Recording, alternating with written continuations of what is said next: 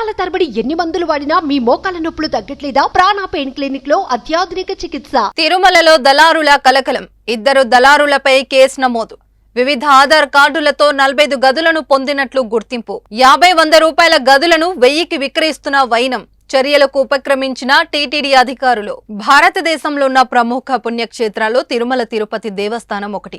ముఖ్యంగా ఆ వెంకటేశ్వర్ల స్వామి భక్తులకు ఎంతో ఇష్టమైన ప్రదేశం.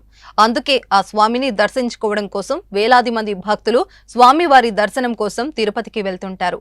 ఆ స్వామివారిని దర్శించుకుంటే పుణ్యం కలుగుతుందని భక్తుల విశ్వాసం. ఆయన సన్నిధానంలో ఒక్కరోజైనా గడిపితే సుఖశాంతులు కలుగుతాయని నమ్మకం.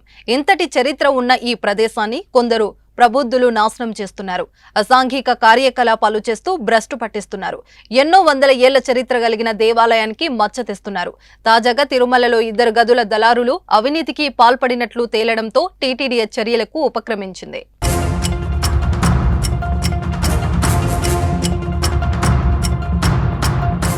తిరుపతి శ్రీవారి సన్నిధిలో తిష్టి వేసిన దళారులపై అధికారులు దృష్టి సారించారు. టీటీడీ అధికారులు దర్శన టికెట్లు, గదులను అధిక ధరలకు విక్రయించే వారిపై నూతన ఈవో శ్యామలరావు ఆదేశాలతో సివిఎంసి నరసింహ కిషోర్, డీఎస్పీ శ్రీనివాసాచారి ఆధ్వర్యంలో చర్యలు చేపడుతున్నారు.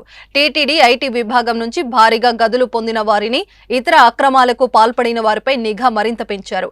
ఈ మేరకు గత కొన్ని రోజులుగా 2 దళారులు నాగ బ్రహ్మచారి, వెంకటేశ్వర్లను గుర్తించి వారిపై కేసు నమోదు చేశారు.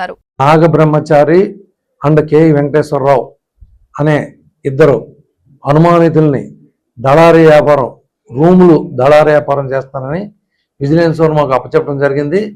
కేసు దర్యాప్తులో ఉంది. ప్రాథమిక విచారణలో ఈ నాగ బ్రహ్మచారి 20 రూములని, వెంకటేశ్వర్లు అనే అతను వరంగల్ సంబంధించిన 25 రూములని చెప్పేసి మా విచారణలో, ప్రాథమిక విచారణలో తెలిసింది.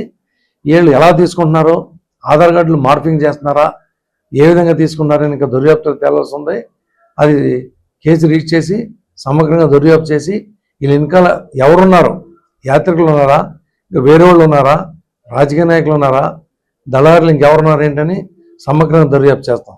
కానీ ప్రాథమిక విచారణలో తెలిసింది ఏంటంటే వీళ్ళిద్దరికి ఫ్యామిలీస్ గట్రా ఇక్కడ దగ్గరలో లేకపోవటం, ఒక అతను కృష్ణా జిల్లా, ఒక అతను వరంగల్ ఉండటం. వీళ్ళు 50 రూపాయల రూము, 100 రూపాయల రూములు తీసుకుని 1000 రూపాయలకి యాత్రికుల్ని మభ్యపెట్టి వాళ్ళ దగ్గర అధిక డబ్బులు వసూలు చేసి కిందకి వెళ్ళి చెడు వ్యసనాలకి, దానికి అలా బ్యాడ్ హ్యాబిట్స్కి అలవాటు పడి దాని నిమిత్తం ఇలా రూముల వ్యాపారం చేస్తున్నారని చెప్పేసి తెలిసింది.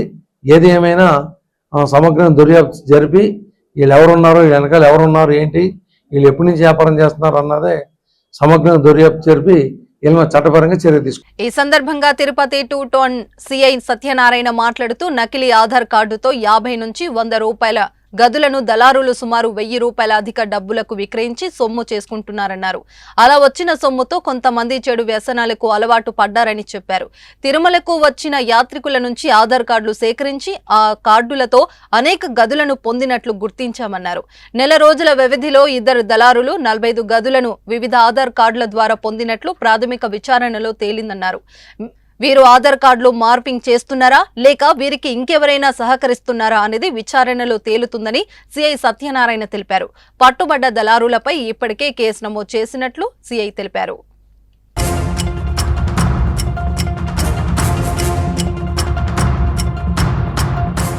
సుమన్ టీవీలో మీ పర్సనల్ అండ్ బిజినెస్ ప్రమోషన్స్ కోసం కింది నెంబర్కి కాంటాక్ట్ చేయండి.